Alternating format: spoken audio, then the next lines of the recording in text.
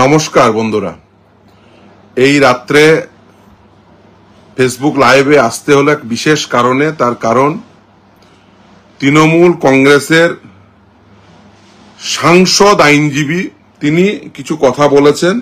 আমি জানি না এটি ডক্টর কিনা, এটি কোনো প্রকার কোনো বিকৃতি রয়েছে কিনা, কিন্তু এটা একটু দেখবেন আপনারা কি বলেছেন। সোমবার দিন টিচারদের সঙ্গে উনি নিঃসন্দেহে একটা গাইডলাইন ঠিক করবেন। তবে সুপ্রিম কোর্টের আইন, সুপ্রিম কোর্ট যে আদেশ দিয়েছে সেই আদেশ অনুযায়ী সবকিছু করতে হবে এবং প্রবলেমটা রিজলভ করা যাবে বলে আমি মনে করি। তাদের কি উপায় আছে এর থেকে বেরোবো, এটা নিয়ে তো মাননীয় মুখ্যমন্ত্রী বসবেন সোমবার দিন টিচারদের সঙ্গে উনি নিঃসন্দেহে একটা গাইডলাইন ঠিক করবেন। তবে সুপ্রিম কোর্টের আইন, সুপ্রিম কোর্ট যে আদেশ দিয়েছে সেই আদেশ অনুযায়ী সবকিছু করতে হবে এবং প্রবলেমটা রিজলভ করা যাবে বলে আমি মনে করি। কিন্তু আমার প্রশ্নটা অন্য জায়গায়। আমার কথা হচ্ছে আমি ডিসঅনেস্ট, আমার চাকরি গেল। তো বিকাশবাবু তো অনেস্ট, বিকাশবাবু চাকরি করবে না। বিকাশ ভট্টাচার্য মামলা করেছিল তো তাদের মক্কেলদের চাকরি পাওয়ানোর জন্য, তাই তো? তাদের ওপর অন্যায় হতে তারা চাকরি পায়নি, সেই জন্য তো চাকরিটা মামলা করেছিল। তা পেল না, টিচারদের চাকরি খেয়ে নিল, কিন্তু বিকাশ ভট্টাচার্য তাদের একটা মক্কেলের চাকরি করে দিতে পারল। আমি জানতে চাই যে টিচাররা এতদিন ধরে বঞ্চিত টিচার বলে এসেছিলেন, সেই টিচারদের আজকে তারা খুশি তো, ওদেরও চাকরি হয়নি আর অন্য লোকেদেরও চাকরি কেটে চাকরি নষ্ট হয়ে গেছে। এবং সুপ্রিম কোর্টের অর্ডার অনুযায়ী যে পরীক্ষাটা হবে তাতে যারা অ্যাপয়েন্টমেন্ট পেয়েছিল তারাই শুধু পরীক্ষাটায় বসতে পারবে, বিকাশবাবুর মক্কেলরাও বসতে পারবে। উনি পেলেন, উনি কি হি ইজ এনজয়িং লোকের দুঃখে অনেকে খুশি হয়, উনি কি তাই সে আজকে খুব আনন্দিত? নিজের লোকেদের জন্য কিচ্ছু করতে পারলো না, শূন্য শূন্য হাতে পেয়ে গেল। একজন শিক্ষকের অবস্থা নিয়ে আপনারা নিশ্চিত শুনেছেন বা শুনলেন যারা শুনেননি। এই সাংসদ আইনজীবী বলেছেন যে বিকাশ ভট্টাচার্যের মক্কেলরা যে নিয়োগ প্রক্রিয়া হবে সেখানে বসতে পারবেন। বিকাশ ভট্টাচার্যের মক্কেল কারা ছিলেন উনি বলেছেন বঞ্চিত টিচার। প্রথম কথা, বিকাশ রঞ্জন ভট্টাচার্য বা আমরা ফিরদৌস শামীমরা এমন কারোর হয়ে অ্যাপিয়ার করিনি যারা বঞ্চিত টিচার। আমরা অ্যাপিয়ার করেছি বঞ্চিত চাকরি প্রার্থী। তারা কারা? শেতাবুদ্দিন, নাসরিন। অ্যাপিয়ার করিনি যারা বঞ্চিত টিচার। আমরা অ্যাপিয়ার করেছি বঞ্চিত চাকরি প্রার্থী। তারা কারা? শেতাবুদ্দিন, নাসরিন, লক্ষ্মী টুঙ্গা, একাধিক, কয়েকশো। উনি বলেছেন যে বঞ্চিত এই যে বিকাশ ভট্টাচার্যের মক্কেলরা অ্যাপিয়ার করতে পারবেন না। এবার বুঝতে পারছি যে কেন বাতিল হলো। আমি জিজ্ঞাসা করতে চাই এই সাংসদ আইনজীবীর কাছে যে আপনি কার হয়ে অ্যাপিয়ার করেছিলেন, কোন প্রার্থীদের হয়ে? এসএসসি এই প্যানেল বাতিল হওয়ার মূল কারণ কি আজ এক্সপোজড হবে। এসএসসি এফিডেভিট দিয়েছিল। এফিডেভিট দিয়েছিল কবে? এফিডেভিট দিয়ে কি বলেছিল সেটা একটু এক্সপোজড করা যাক। এসএসসি এফিডেভিট দিয়েছিল অচিন্ত কুমার মন্ডল ভার্সেস লক্ষ্মী টুঙ্গার মামলায়। সেই এফিডেভিট কত সালে দিয়েছিল? 2023 সালে। আমি আপনাদের সুবিধার জন্য সেই এফিডেভিটের অংশ আমি পড়ে শোনাচ্ছি। দেখতে পাচ্ছেন এই affidavit, Achinta Kumar Mondal versus Lakshmi Tunga and others. এই এফিডেভিট কবে দিয়েছে? 16 মার্চ 2023 দেখতে পাচ্ছেন কি বলেছিল এই এফিডেভিটের 7 নাম্বার প্যারাগ্রাফটা আমি একটু পড়ে দিচ্ছি। It is stated that the chairman of the commission in his executive capacity after expiry of 1 year in absence of rules issued executive instruction vide letter dated such and such 22/7/2019 directing that the answer script OMRs and the other papers related to be disposed and destroyed as the period of preservation of the same had already expired. The same was to be destroyed after scanning in digital form and creating mirror image. অর্থাৎ এই mirror image এবং digital ফর্মে রেখেই সেগুলো destroy করা হয়েছিল বলে SSC বলেছিল 2023-এ।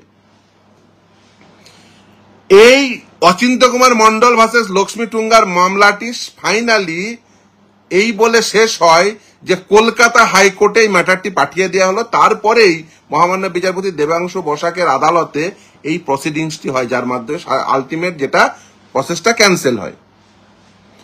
অচিন্ত কুমার মন্ডলের সময় বলে এলো ভার্সেস লক্ষ্মী টুঙ্গার ম্যাটারে এসএসসি যে মিরর ইমেজ রাখা আছে। আমরা জানতাম এই গল্প এবং বুঝতেও পেরেছিলাম যে যারা অ্যাপিয়ার করছে গল্পটা কোন দিকে নিয়ে যাবে। যেভাবে গল্পটা রচিত হচ্ছিল যে আসলে সব উদ্দেশ্য ছিল যারা টেন্টেড ক্যান্ডিডেট তাদেরকে বাঁচানো। অনেকেই আজকে বলছেন টেন্টেড ক্যান্ডিডেটের হয়ে কারা কারা অ্যাপিয়ার করেছিলেন একবার so call tainted quote and quote একটু দেখে নেবেন প্রসিডিংস। এই অনারেবল জাস্টিস দেবাংশু বসাকের আদালতের সামনে এরপরেই কিন্তু এন্ট্রি ময়দানে এন্ট্রি। যেই ময়দানে এন্ট্রি হলো এসএসসি তখন শেতাবুদ্দিন নাসরিন সব আরটিআই করে ওএমআর চাইলো। ওএমআর যেই চাইলো ওরা বললো সেই ওএমআর এরও কিন্তু ওএমআর চাওয়ার যে আরটিআই অ্যাপ্লিকেশন সেই আরটিআই অ্যাপ্লিকেশনের জবাব কি দিল? জবাব দিল তারা ওএমআর শিট সহ তাদের সার্ভার কপি বলে, এবং পরবর্তীতে কিন্তু তারা আর সেটা স্বীকার করলো না। এই সমস্ত কিছু আমি যা যা বলছি যে সমস্ত কিছু কিন্তু এই রেকর্ডের সাপ্লাই অফ আরটিআই রিপ্লাই আমি একটু সেগুলো দেখিয়ে দিই, তাহলে কিন্তু পরিষ্কার হয়ে যাবে। নাসরিন খাতুনের একটু যে আরটিআই রিপ্লাই পেয়েছে সেটা ডেট তারিখ একটু বলে দিই। 12/10/2023 SSC supply of information under Right to Information Act 2005 with reference to appeal petition dated nil received on such and such date in respect of first SLST 80 2016 for classes 9-10 under RTI Act 2005 as per data stored in commission database. I am to supply the following information as sought by you. The copy of answer key and OMR sheet within brackets serial number such and such in respect of your subject is enclosed herewith. Sign করছে কে? Assistant secretary SPIO West Bengal Central School Service Commission. এই দেখুন এই OMR sheet কাকে দিল? Nasrin Khatun. Similarly এই OMR sheet দেওয়া হয়েছে কাকে? এই ওএমআর শিট দেওয়া হয়েছে সিমিলারলি এই দেখুন অনিন্দিতা বেরা। সিমিলারলি দেওয়া হয়েছে শেতাবুদ্দিনকে, এবং সমস্ত কিছু অ্যানেক্স করেছি আমরা।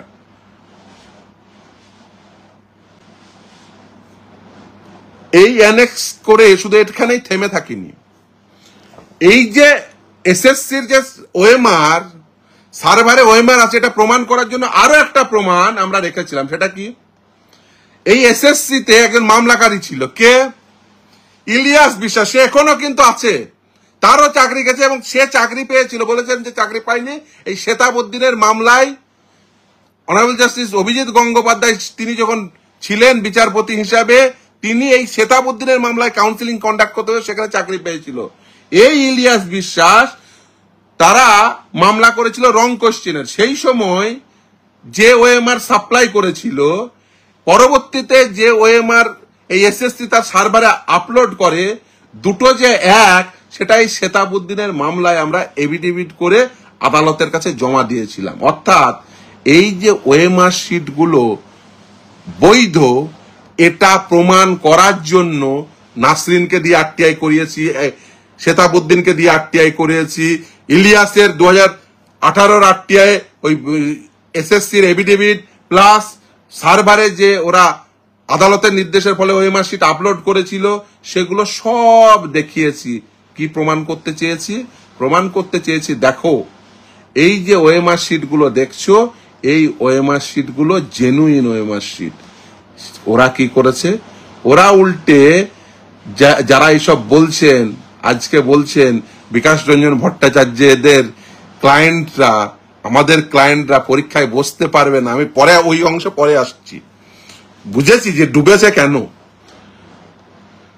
পরের ওই সিলেকশনে বসাবেন না, আবার দেখবেন বুঝতে পারা যাচ্ছে আসলে নিউ সিলেকশন কিভাবে করাতে চাইছেন। আসলে ওরা চাইছেনই না নতুন সিলেকশন করাতে।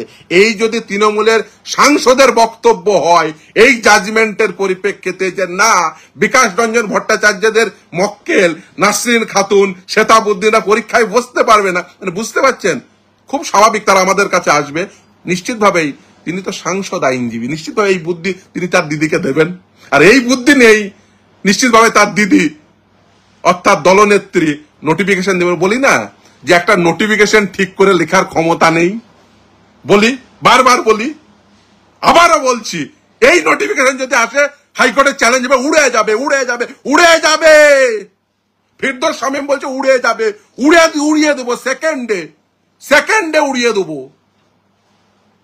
নোটিশ দিয়ে দেখা বলবেন যে শেতাবুদ্দিনরা নাসরিন খাতুনরা পরীক্ষায় বসতে পারবে না, নিউ রিক্রুটমেন্ট পেছে উড়িয়ে দেবো, জাস্ট 1 সেকেন্ডে উড়িয়ে দেবো।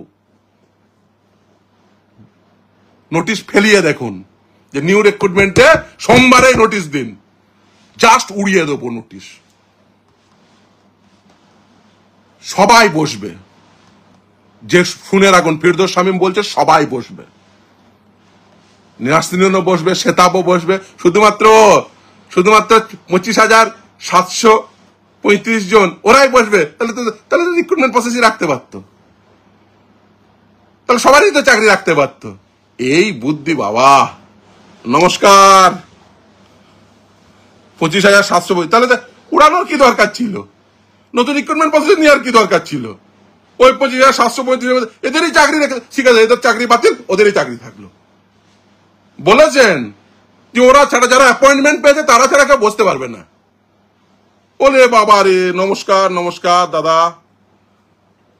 এই বুদ্ধি নিয়ে আপনি দিদি, এই বুদ্ধিতে দিদি যদি রাজ্য চালায় দিদি আবার কি হবে বুঝতে পারছেন। নোটিশে যা বলছিলাম তো আসলে এই ওএমআর শিট গুলো ছিল 23-এ এসএসসি যে এফিডেভিট দিয়েছিল সেখানে বলেছিল ওএমআর শিট যে নেই, বলেনি। শেতাব, নাসরিন, অনিন্দিতা বেরা এদেরকে আরটিআই সাপ্লাই করেছে তখন বলেনি। এখন বলছে তারপরে যখন এন্ট্রি নিল রিট পিটিশন নট মেনটেনেবল। এতদিন পরে রিট পিটিশন হয় না, অনেক সব বোদ্ধারা সব বলেছিল কি দাদা ভাই রিট পিটিশন মেনটেনেবল হয় না। আর বিকাশ রঞ্জন ভট্টাচার্যরা মামলা করেছিল বলে এটা এক্সপোজড হয়েছে। বিকাশ রঞ্জন ভট্টাচার্যরা আইনজীবী হিসাবে আর্গুমেন্ট করেছিল বলে এটা এক্সপোজড হয়েছে। যদি এক্সপোজ না হতো, মামলা যদি না হতো এটা এক্সপোজড হতো না। এই আরটিআই না হলে এক্সপোজড হতো না। আসলে এইসব করার পরে যখন এন্ট্রি হয়েছে টেন্টেডদের হয়ে, তখন টেন্টেডদের বাঁচানোর জন্য প্রয়াস শুরু হয়েছে। কি প্রয়াস?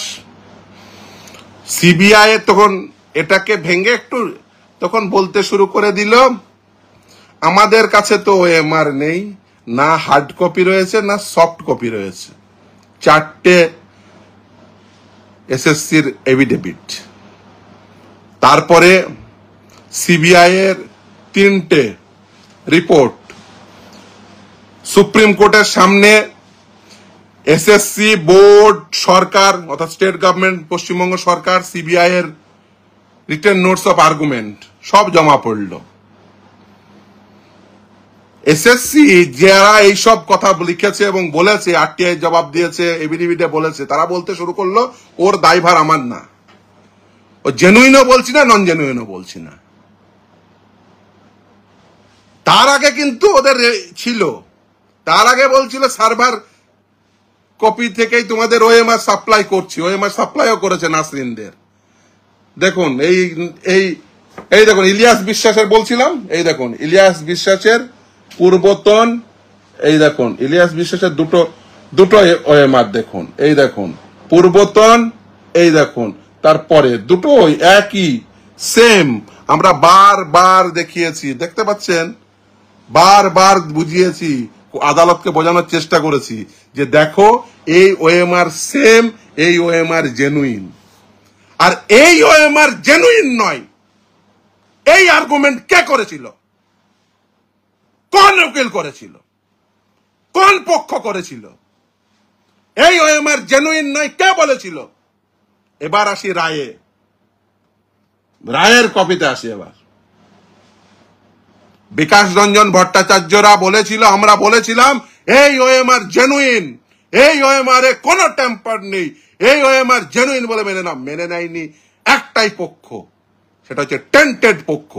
আর যারা আজকে গলাবাজি করে বলছে বিকাশ রঞ্জন ভট্টাচার্যদের উকিলরা, বিকাশ রঞ্জন ভট্টাচার্যের মক্কেলরা, এই সেতাবও দেখছি, ও সেতাব যাই হোক বলেছে জল টলের ব্যাপার, আমি সেসবে যাচ্ছি না, যাই হোক না কেন, তারা বলেছে না না ওটা মানবো না, ওটা জেনুইন না। এই ইলিয়াসের এই ওএমআর দেখিয়ে, সেতাবের ওএমআর দেখিয়ে, নাসরিনের ওএমআর দেখিয়ে প্রমাণ করার চেষ্টা করেছি যে না এটা জেনুইন। এসএসসি সার্ভারে, ওটা এসএসসি সার্ভারের এই ডাটা। কোন পক্ষ বলেছিল এটা এসএসসি সার্ভারের ডাটা না? কোন পক্ষ বলেছিল? পঙ্কজ বনশাল, ওখান থেকে উদ্ধার হওয়া ডাটার কোনো মূল্য নেই? কোন পক্ষ বলেছিল? বিকাশ রঞ্জন বলেছিল, বিকাশ রঞ্জন ভট্টাচার্য বলেছিল, ফিরদৌস শামীম বলেছিল, কে বলেছিল? টেন্টেডদের বাঁচাতে গিয়ে আনটেন্টেডদের বলি চড়িয়েছেন। রায়ের 28 নম্বর প্যারাগ্রাফ চলে আসুন। আসলে এই টেন্টেডদের কাছ থেকে তো পয়সা নিয়েছে, পয়সা নিয়ে এদের বাঁচাতে গিয়ে আজকে এই হালত করিয়েছেন। চলুন এবার দেখি রায়ের 28 নম্বর প্যারাগ্রাফ কি বলেছে। চলুন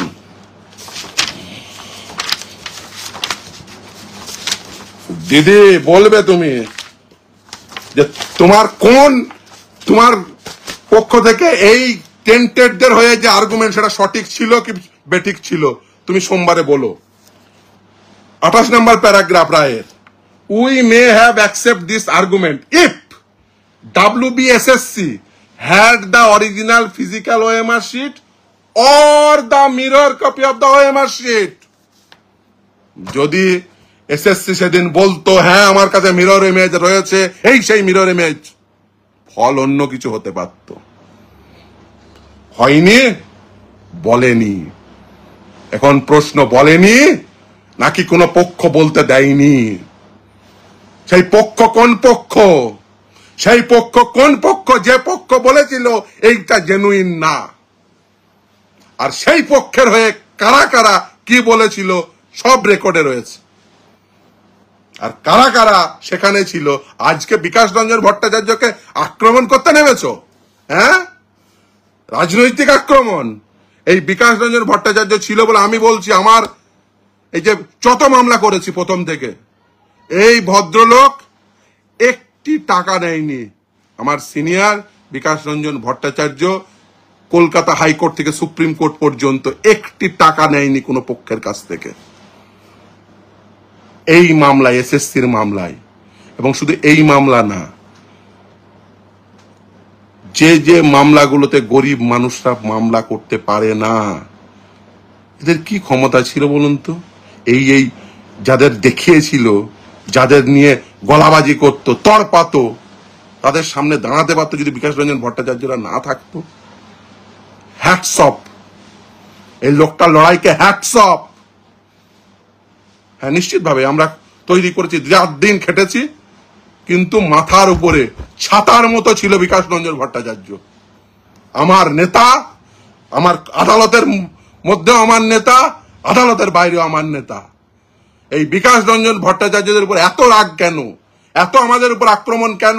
একটাই কারণ, এদের সমস্ত মুখোশ কি এক্সপোজ করেছে, আবারও এক্সপোজ করব। এই যে দেখুন, এসএসসির আগে বলা কথা 2023-এর কথা 2024-এর কথা এক নয়। তার কারণ এন্ট্রি, কি এন্ট্রি হয়েছিল, কার এন্ট্রি হয়েছিল, কিভাবে এন্ট্রি হয়েছিল, সব কিছু ম্যানেজ দেওয়া যায় না, সব কিছু ঢেকে রাখা যায় না। ফলে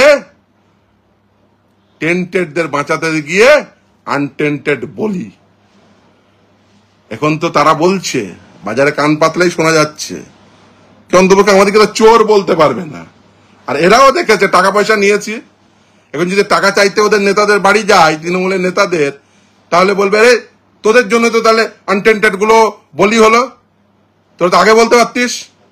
আমি বলছি মমতা বন্দ্যোপাধ্যায়, আপনি নিশ্চিতভাবে কলকাতা হাইকোর্টের রায়টি পড়ে নেবেন। সেখানে কলকাতা হাইকোর্টের রায়ে কি বলা আছে একটু আমি আপনাদের সুবিধার জন্য একটু পড়ে শোনাই। এবং আমি এই পড়ছি শুধুমাত্র আমার কারণে না, এটা পড়ছি আমি দুটো কারণে। এক, যারা আনটেন্টেড বলে নিজেদের মনে করছেন তাদের, আর দ্বিতীয় হচ্ছে সিবিআই। এই রায়ের, কলকাতা হাইকোর্টের রায়ের 363 নম্বর প্যারাগ্রাফের 7, subpara 7, CBI will undertake further investigation in respect of all the 4 cases. CBI will interrogate all persons who had received appointment beyond the panel, after expiry of the panel, and after submitting blank OMR sheets. If necessary, CBI shall undertake custodial interrogation in respect of each of them. অর্থাৎ after expiry of the panel, beyond all persons who had received appointment beyond the panel, and with blank OMR sheet, এদেরকে প্রয়োজনে custodial interrogation করতে পারে CBI. Kolkata high court এই রায় দিয়েছে। আর supreme court এই রায়ের 45 নম্বর প্যারাগ্রাফে the last question relates to the relief and whether it requires any modification. We find no valid ground or reason to interfere with the direction of the High Court that the services of tainted candidate where appointed must be terminated, and they should be required to refund any salaries, payments received, since their appointment was the result of fraud. This amounts to cheating. Therefore, we see no justification to alter this direction. তাদের টাকা ফেরতের কথা বলেছে। আমি এই দুটো অংশ পড়ে শুনিয়ে যেটা বোঝালাম সেটা হলো যে টেন্টেড ক্যান্ডিডেট, কলকাতা হাইকোর্ট বলেছিল ইন্টারোগেশন, সুপ্রিম কোর্ট পয়সা ফেরত, এরপরে মমতা বন্দ্যোপাধ্যায় বলেছেন 26,000 জনের সাথেই বস। চিহ্নিত টেন্টেডের সাথে বসে মমতা বন্দ্যোপাধ্যায় কি পরিকল্পনা করতে চাইছে একটু বলবেন? তাহলে কি, ইনি তো তৃণমূল কংগ্রেসের সাংসদ, আইনজীবীও বটে একটি পক্ষে, এবং এই মামলার আইনজীবী, তিনি কি বোঝাতে চাইছেন? দিদি পথ বাতলে দেবে, আর তার সঙ্গে তিনি তৃণমূল কংগ্রেসের সাংসদ কি বললেন যে শুধুমাত্র অ্যাপয়েন্টমেন্ট পাওয়া ব্যক্তিরা এই যে সুপ্রিম কোর্টের নির্দেশ মোতাবেক নতুন পরীক্ষায় বসবে। আমি বলছি ভাই প্রণাম, প্রণাম। এই নোটিফিকেশন একবার দিদিকে দিতে বলুন, হাসির রোল উঠবে যে শুধুমাত্র অ্যাপয়েন্টমেন্ট পাওয়া ব্যক্তিদের নতুন রিক্রুটমেন্ট প্রসেসে বসার অর্ডার দিয়েছে সুপ্রিম কোর্ট। একবার নোটিফিকেশনটা দিন, কবে দেবেন একবার বলবেন, বাকিটা আদালত রইল, ভবিষ্যৎ বলবে। আগেও বলেছিলাম, রিট পিটিশন সাদা খাতা, জমা দিয়ে চাকরি পেয়েছে, চাকরি যাবে। রিট পিটিশন মেনটেনেবল নয়, প্যানেল ভ্যালিডিটি শেষ হয়ে গেছে, ওটা সাধারণ কন্ডিশন। যখন করাপশন হয় না, করাপশন হলে উঠবে। ফলে যা বলছেন ভেবেচিন্তে বলুন, আসলে এরা কি সত্যি সত্যি নতুন রিক্রুটমেন্ট প্রসেস করে? এটাই তো বলছিলাম এতদিন ধরে, আজকে পরিষ্কার হয়ে গেল কি চাইছেন। আচ্ছা, তাই যদি সুপ্রিম কোর্ট বলতো, আমি তর্কের খাতিরে ধরে নিলাম উনি সত্য বলছেন, একেবারে যা বলছেন উনি আইন বুঝে, একেবারে এইটা পড়াশোনা করে বুঝে উনি বলছেন, তাহলে সুপ্রিম কোর্ট তো বলে দিত, কি দরকার ছিল তাহলে পরীক্ষার নতুন করে সিলেকশন প্রসেস করা? ঠিক আছে বাবা, প্যানেল বাতিল করে দিলাম, ওরাই চাকরিতে থাকবে। ভ্যাকেন্সি কত, ভ্যাকেন্সি পজিশন সেটাও তো লেখা আছে, একটু দেখি ভ্যাকেন্সি পজিশন কত, একটু যোগ বিয়োগ করি, চলুন আমরা একটু যোগ বিয়োগ করি। হ্যাঁ, ভ্যাকেন্সি পজিশন কিছু বলা আছে দেখি, একটু রায়ের 4 নম্বর পেজে চলে যায়। In 2016 WBSSC, the statutory selection body had issued a notification for regional and state level selection test and commenced the selection process for the following post: 12,905 assistant teacher for class 9-10, অর্থাৎ ক্লাস 9-10 এর জন্য 12,905, 11-12 এর জন্য 5,712, group C 2,067, group D 3,956। তাহলে এই চারটে মিলে কত হলো? 24,640। তাহলে যদি এই ধরনের আপনার ভাষায় টেন্টেডদের বাদ দিয়ে দেন, সেটা কত? এসএসসির একেবারে